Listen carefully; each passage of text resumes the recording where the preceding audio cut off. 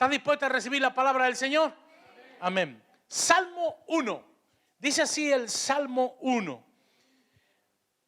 Bienaventurado el varón, voy a leer un extracto, no todo, que es como árbol plantado junto a corrientes de aguas, que da su fruto en su tiempo y su hoja no cae, y todo lo que hace, di conmigo, y todo lo que hace, prosperará. Amén. Después dice Ezequiel 29:21, un extracto. En aquel tiempo haré retoñar. El término retoñar se puede traducir también como brotar de nuevo o reverdecer. El poder de mi pueblo.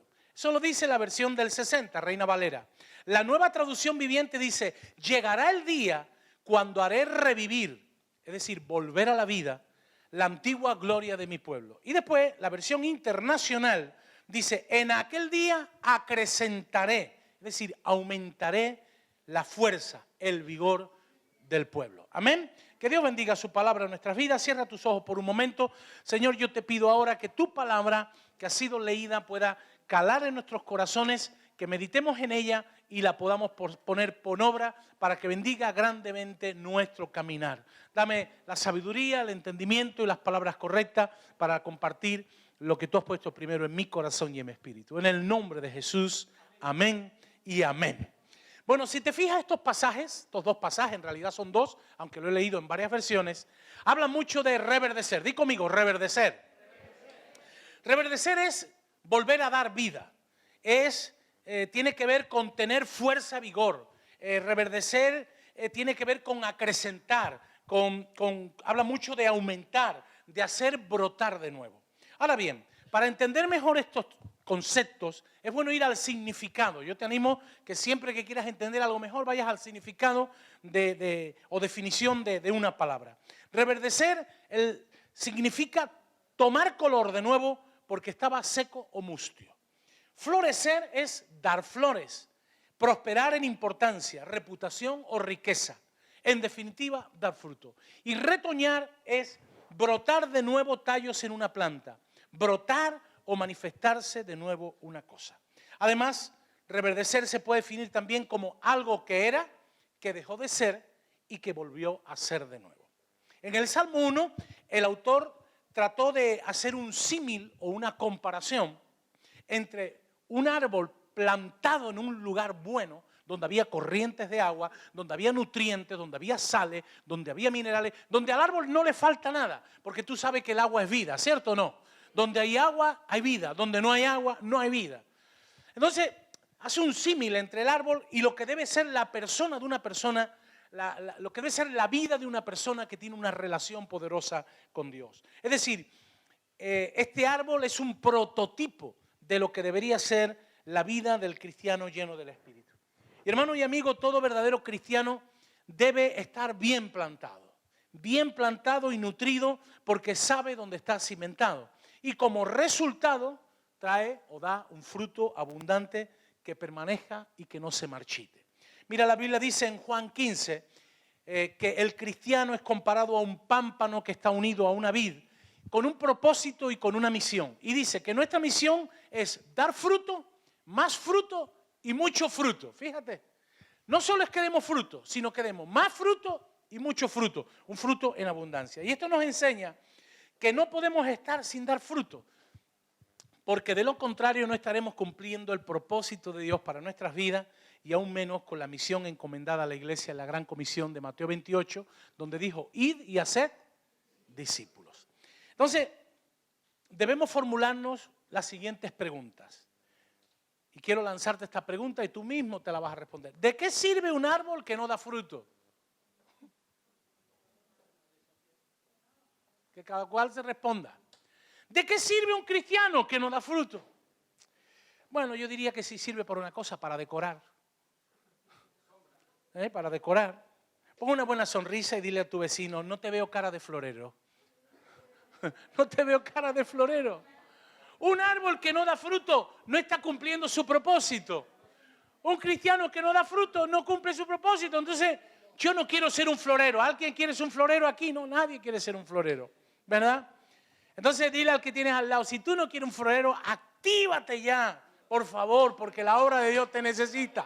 Hermano, la obra de Dios no necesita todo, amén. Ahora, si no somos un florero, si no somos un elemento ornamental o de decoración, uno se tiene que preguntar que a veces hay razones por la que se pierde el verdor. Antes hemos hablado que el árbol tenía esa frondosidad, esa riqueza y esa hoja porque estaba junto a un manantial de agua corriente, cristalina, con una cantidad de nutrientes. Ahora, hay muchas razones por las que se pierde el verdor y se deja de dar fruto. A veces porque se pierde el vigor, se pierde la fuerza. A veces es porque se dejó de ser lo que era. Muchas veces porque comenzamos a poner nuestra mirada más en las cosas de la tierra que en las cosas del cielo. A veces porque comenzamos a ver más grande un problema en vez de mirar al Dios que hace lo imposible posible. ¿Me estoy explicando o no?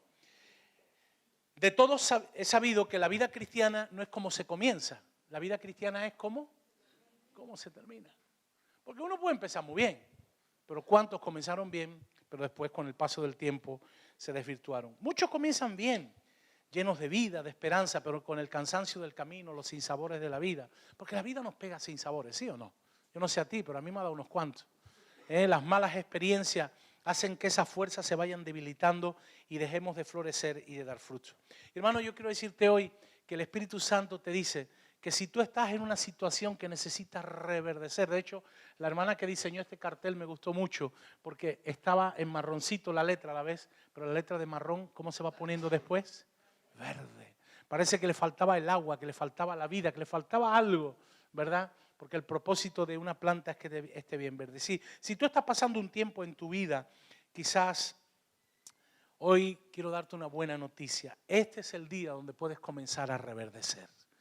Dios nunca llega tarde. Hoy es el día. Mira, en el Nuevo Testamento se nos dice en 2 Corintios 5:17 que al llegar a Cristo y recibirlo en nuestro corazón, comenzamos a ser nuevas criaturas. Di conmigo, nuevas criaturas. Cuando uno es una nueva criatura, tenemos que dejar lo viejo, lo que ya no nos sirve, lo que está caducado, lo que nos impide avanzar. Yo no sé tú, pero en mi vida yo he habido cosas que me han impedido avanzar y me he dado cuenta que más que una ayuda eran un lastre.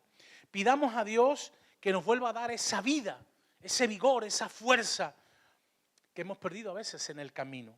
Mira, hay un pasaje de Ezequiel 36 donde en un momento concreto Dios le dijo algo muy poderoso al profeta.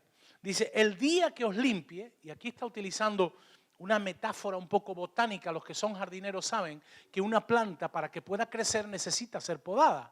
¿Por qué? Porque muchas veces hay ramas que se llevan el vigor y la fuerza de esa planta e impiden que la planta vaya hacia arriba. Dice, el día que os limpie de todas vuestras iniquidades, haré también que sean habitadas las ciudades y las ruinas serán reedificadas. La Biblia cuando habla muchas veces de ciudades y de ruinas, está hablando de vidas. Cuando Nehemías tuvo que ir a Jerusalén, dice, y las murallas estaban destrozadas y la ciudad asolada. Es un símil con una vida que realmente no tiene esa fuerza en Dios, es como una ciudad amurallada, pero con la muralla rota. El enemigo entra. Aquí Dios, al utilizar esta metáfora, Dios quiere hacernos ver que si como cristianos queremos reverdecer, Él lo puede hacer. Él desea que tengamos una vida plena, una vida completa, una vida abundante para ser de bendición a muchos. Por eso si perdiste algo en el camino, hoy es el tiempo.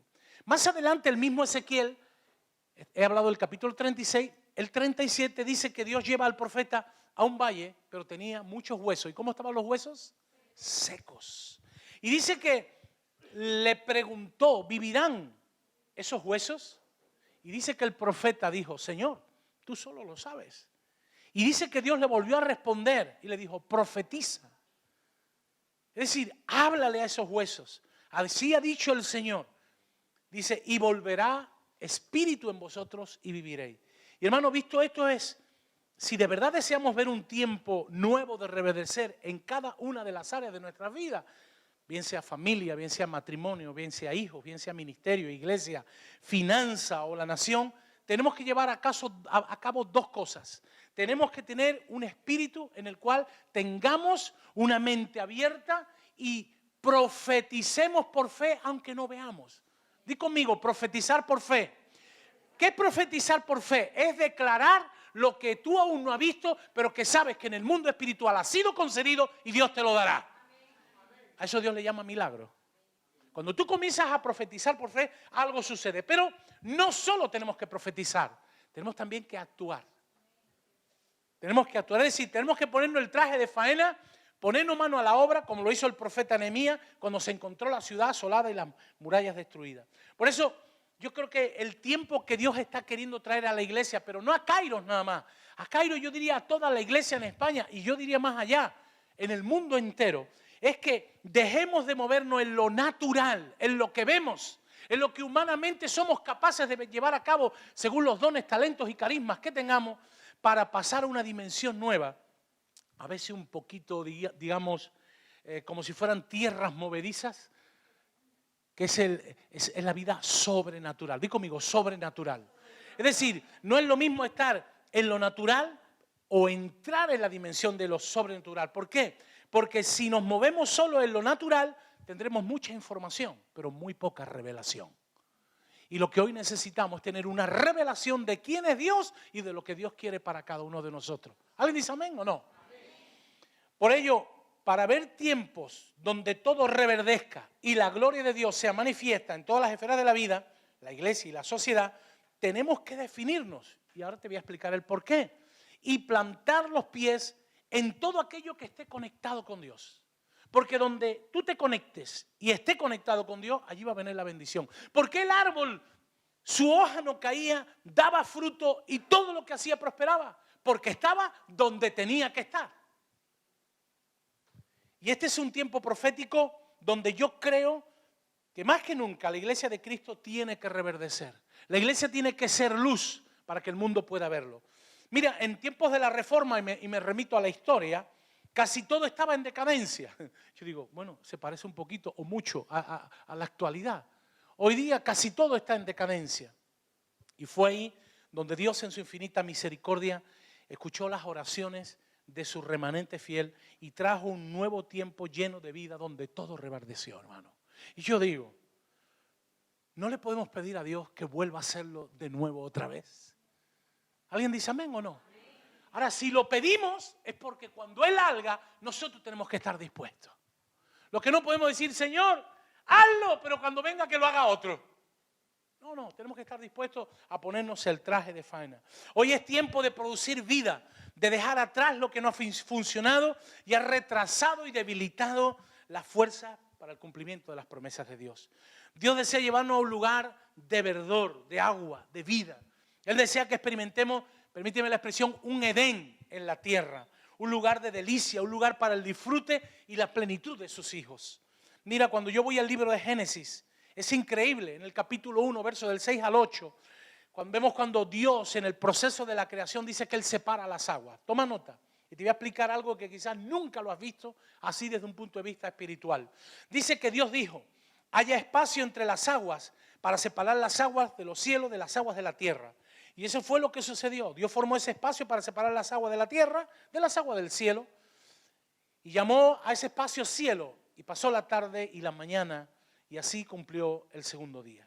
Y hermano, este pasaje cuando se observa, no leyéndolo normalmente, lo he leído en la Nueva Traducción Viviente, pero tú lo observas con una mente de revelación. Señor, muéstrame más allá de lo que ven mis ojos, que es como yo le pedí a Dios. Tiene una tremenda enseñanza para nosotros como pueblo de Dios. Es decir, si como cristianos queremos tener vidas vigorosas, una vida llena de verdor y de fruto, es vital que entendamos lo siguiente. Hoy es el día donde tenemos que definirnos, porque uno no puede estar entre dos aguas. Uno no puede tener un pie en un agua y otro en otro agua. Es decir, el texto nos muestra, y todos sabemos, que el agua es vital para la vida. De hecho, el agua es vida. Y cuando Dios separó las aguas de arriba de las de abajo, lo que nos quiere hacer ver o entender es que unas aguas tenían que ver con lo espiritual y otras tenían que ver con lo natural.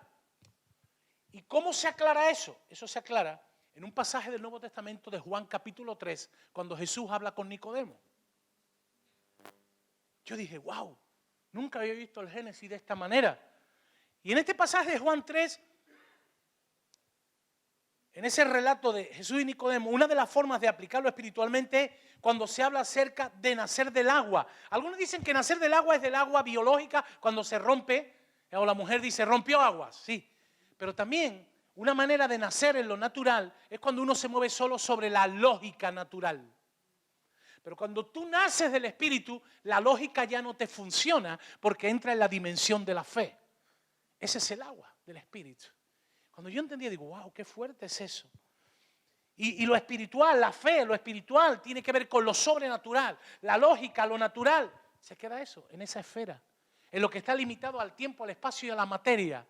Pero cuando tú comienzas a ver las cosas bajo la dimensión de lo sobrenatural, wow, es algo que no se puede explicar, pero el que lo vive sabe lo que yo estoy diciendo. ¿Se entiende? No te preocupes. Deja, es un foco nada más y no se ha roto. Además me molestaba, ese foco estaba endiablado. Cada vez que me acercaba, me daba ahí. Dicho esto, más que nunca tenemos que tomar una posición como Josué. ¿Qué le pasó al pueblo de Israel cuando no veía que había avances? Quedaba un retroceso y 3 hacia atrás.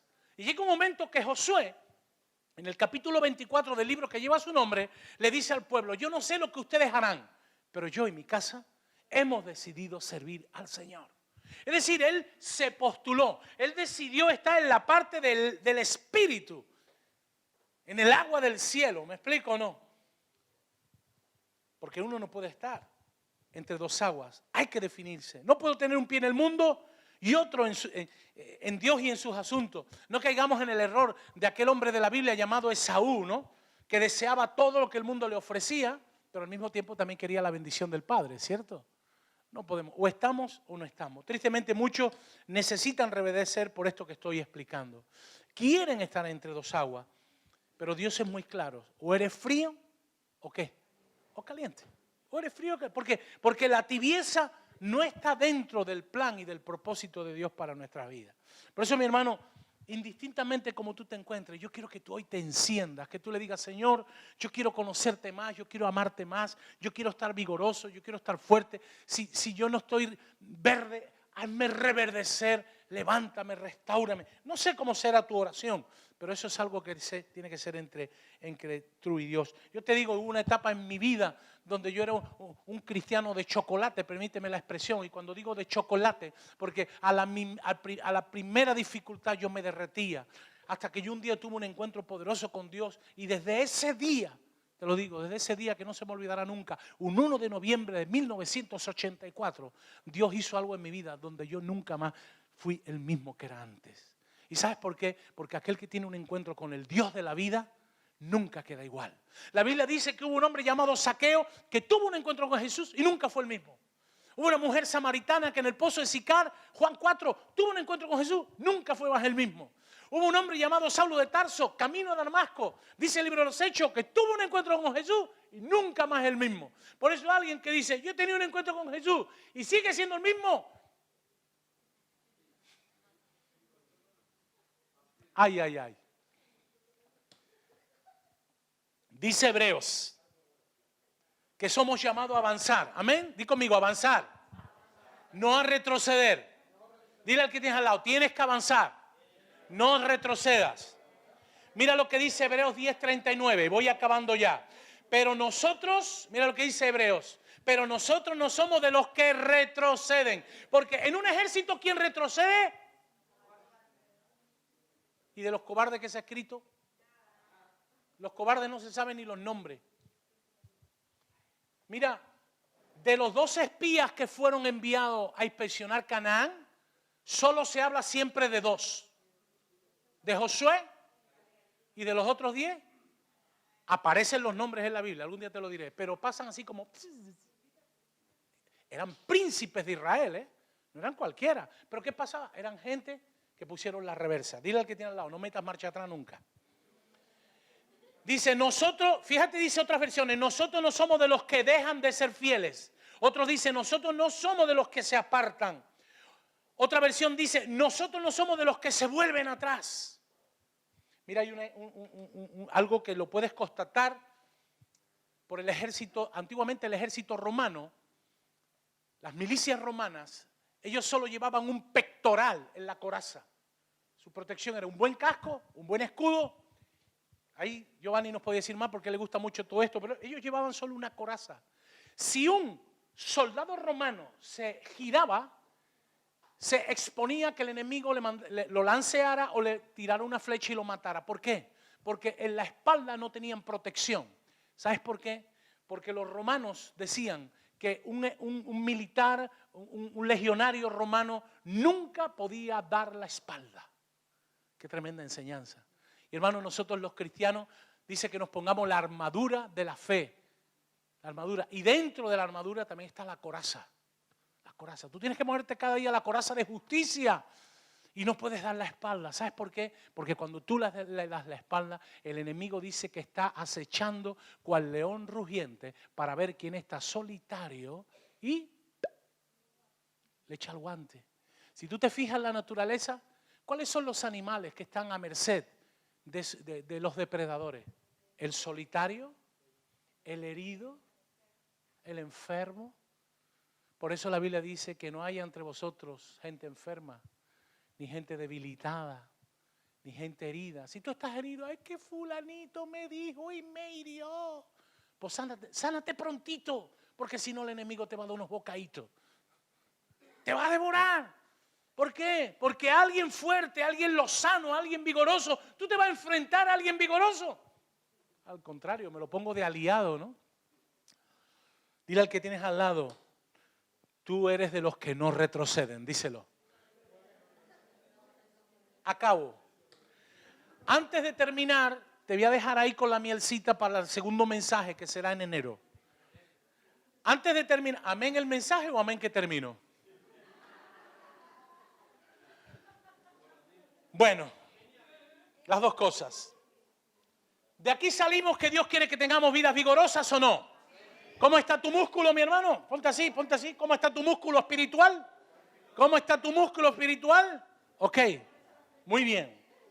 Tu músculo espiritual se ejercita por la fe, por la oración, por llenarte de la palabra, por congregarte, por buscar de Dios, por estar bien nutrido, por estar ejercitado. ¿Sabes? Dicen los médicos que quien mueve las piernas mueve el corazón. Bueno, ¿quieres vivir muchos años? Mueve las piernas, mueve el corazón. Ahora bien, si tú necesitas reverdecer y volver a esa pasión, porque ¿sabes qué le pasa a mucha gente? Perdió la pasión del primer amor por Cristo. ¿Qué le sucede a un matrimonio que pierde la pasión? Que cuando es jovencita le hacen las mariposas, las palomitas, y después le dice, ay, qué bonito el lunar. Y después de 30 años se vaya verruga que tiene ahí. Está la pasión, compañero. No se puede perder la pasión, porque cuando se pierde la pasión en una relación, ¿sabes qué pasa? Es como el coche que se queda sin gasolina, que no va ni para adelante ni para atrás. Si tú has perdido la pasión por Cristo, hubo una iglesia, en el libro Apocalipsis dice que hubo una iglesia llamada Éfeso, que perdió la pasión y Dios le tuvo que decir, solo tengo contra ti una cosa y es que has perdido el fuego del primer amor. No perdamos el fuego del primer amor, nunca. Hoy es tu día, hoy debes tomar la decisión de dejar de ser. Yo conozco cristianos montaña rusa, ¿lo sabes? Yo le llamo montaña rusa espiritual. Hoy día están arriba, mañana están abajo. No, mi hermano. Sumérgete de lleno en el agua del Espíritu para que nunca tu vida sea más la misma. ¿Bien? Ahora toma nota y lleva a cabo la siguiente tarea que te la dejo para los que están escribiendo. Son 3 textos.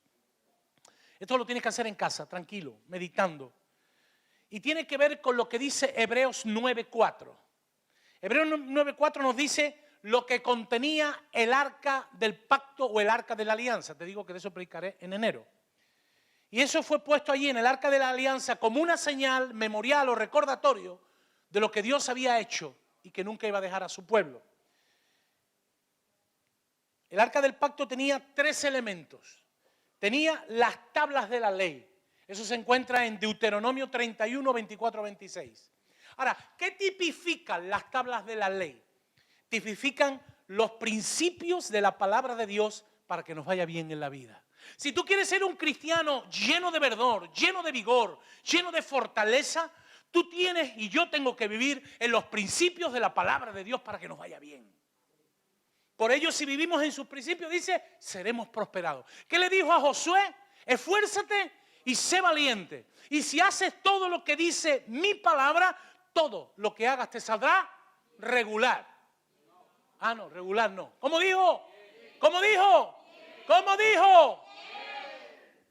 Y dijo algunas cosas. ¿Qué dijo? Todo. Todo. ¿Quién quiere que todo le salga bien? Vive los principios de la palabra de Dios. ¿Qué hubo? Segundo elemento, ¿qué hubo en el arca de la alianza, a lo del pacto? Una porción de maná. El maná tipifica la provisión de Dios. Y la provisión de Dios tiene que ver mucho con la fe. Di conmigo, fe. ¿Quieres ser un cristiano lleno de verdor? Vive una vida de fe. Tu dependencia no depende del trabajo, no depende de tu jefe, no depende. Tu bastón no es quien te emplea, tu bastón es Dios. Que usa quien tenga que usar para que tú pagues y yo pague lo que tenga que pagar. Por eso Dios le daba al pueblo de Israel el maná, ¿cuándo? Cada semana, ¿no? ¿Cómo? Cada día. Por eso en los evangelios dice que basta cada día su propio afán. ¿Por qué nos preocupamos? ¿Por qué nos ponemos ansiosos? ¿Qué es la ansiedad? Una preocupación desmedida. Y una preocupación desmedida nos lleva a una depresión. Porque lo queremos solucionar todo ante lo natural. Y antes hemos dicho que si nos movemos en lo natural, solo podemos hacer lo que podemos hacer nosotros. Pero cuando uno entra en el agua del Espíritu, entra en lo sobrenatural. Y en lo sobrenatural Dios hace grandes cosas y milagros. Porque que cada día le diera a 2 millones de personas de comer. Y un día dijeron, estamos hartos de comer esto, ahora queremos carne. No queréis carne, pero ahora van a salir por las orejas la carne. Y le dio carne. Entonces, eso se encuentra en Éxodo 16, 4 y 5, lo del maná. Pero el maná tiene que ver con la fe. Hemos dicho, las tablas, la provisión, los principios de Dios para vivirlo, la fe para vivirlo. Y en tercer lugar, la vara de Aarón que reverdeció, correcto. Ahora, ¿qué tipifica la vara de Aarón? La vara de Aarón tipifica la unción profética. ¿Qué es la unción profética? Es el poder de Dios manifestándose de una manera sobrenatural en tu vida. Fíjate qué 3 cosas necesitamos. La palabra de Dios para vivirla, una vida de fe bien fuerte e inquebrantable y que realmente Dios te ha dado a ti y a mí el mismo poder que tenía Jesús. Dijo la Biblia dice en el Evangelio, tanto de Mateo, de Marcos y también de Lucas, que el Señor nos ha dado poder, nos ha dado autoridad. Y Lucas lo reitera en Hechos 1, dice, y recibiréis poder. Es decir, el poder es la unción profética. ¿Por qué? Porque Dios todo lo puede. Y en Juan 14, 12 dijo Jesús, las obras que yo he hecho, vosotros también las haré. Y aún obras mayores que yo no he hecho. ¿Por qué? Porque Jesús lo que nos estaba dotando a nosotros es de todo el poder del cielo para que su nombre fuera glorificado en la tierra. Para que la gente nos viera como gente con una unción poderosa. Ahora, ¿qué es la unción profética? Eso está en Números 17, del 1 al 10. Para que ahí tienes tarea en casa hasta enero. La unción profética es la revelación de parte de Dios, de su palabra, para un tiempo específico, que sirve para lo siguiente: para construir reinos, para vencer enemigos, para evitar catástrofes, para traer vida a lo que no existe y para hacer realidad aún algo que no ha acontecido. Ante una situación tú recibes una palabra de Dios y el diablo dice muerte y tú dices Dios me ha dicho que hay vida y la muerte no puede contra la vida. ¿Por qué? Porque es Dios el que ha hablado. Y claro, el que no entienda de lo que estoy hablando parece que lo que estoy hablando es surrealista. Y aquí hemos vivido en nuestra iglesia un caso poderoso de milagro que ha sido la vida de Lauren. Dios le dio una palabra a quien se la tenía que dar, que era el padre. Y el padre se aferró a esa palabra y dijo, Dios me dijo que mi hija saldrá. Y el diagnóstico médico decía que había un porcentaje de muerte. Pero ¿sabe una cosa? Ni la muerte puede vencer a Dios. Ni la muerte puede vencer a Dios. Dale un aplauso fuerte al Señor. ¡Ay, pastor! Yo no es que necesito reverdecer, yo 3 veces. No te preocupes. Las veces que haga falta, Dios lo va a hacer, porque Él es el Dios que todo lo puede. Amén. Por lo tanto, tenemos que profetizar un nuevo tiempo. Ay, pastor, ¿y cómo? Sí, profetiza sobre tu vida. Profetiza sobre tu vida, sobre tu entorno, sobre tu matrimonio, sobre tus hijos, sobre tu salud. No te canses de profetizar sobre tu finanza, sobre tu iglesia, sobre este país, sobre tu situación laboral. Tú tienes que comenzar a declarar, porque nosotros declaramos en fe lo que sabemos que por la gracia de Dios vamos a recibir. Pero si tú estabas diciendo, ay, del trabajo me despiden, la verdad es que la cosa está muy mala, va a llegar un lunes que diga tu jefe, ¿y tú qué haces aquí? ¿Por qué? Porque, mira, no venga. No te enteraste que el viernes te despedí, ni te enteraste. Hermano, tú tienes que declarar. Dice la Biblia que nosotros como hijos de Dios tenemos que ver las cosas que no son como si fueran. Por eso yo me veo cada vez mejor. Nadie me lo ha dicho, ya tengo 4 kilos menos, ¿eh? Tú me lo has notado, ¿verdad, Elba? Ahora me lo han notado. Claro, lleva 3 meses sin verme. Ahora quiero decirte, mi hermano, si tú quieres algo en Dios, tú tienes que creerlo primero.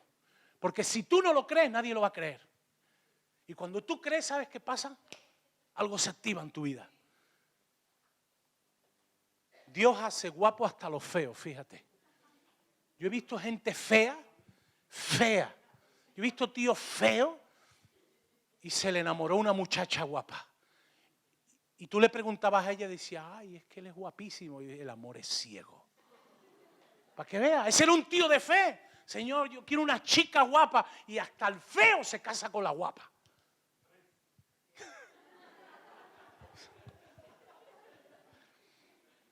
Tú tienes que orar por un nuevo tiempo en tu vida. ¿Lo crees o no? Yo espero un nuevo tiempo en mi vida, en mi matrimonio, en todo. Yo estoy diciendo, Señor, quiero experimentar una primavera espiritual. ¿Amén o no? ¿Tú qué quieres? ¿Un otoño donde todo se viene abajo? ¿O un invierno? Quiero una primavera espiritual. En la primavera todo florece, todo da fruto. Mucho fruto, mucha multiplicación para la gloria de Dios. ¿Amén o no? ¿Por qué no le das un fuerte aplauso al Señor en esta noche? Y dile, yo quiero eso, yo quiero eso. Yo quiero eso. Amén. Aleluya.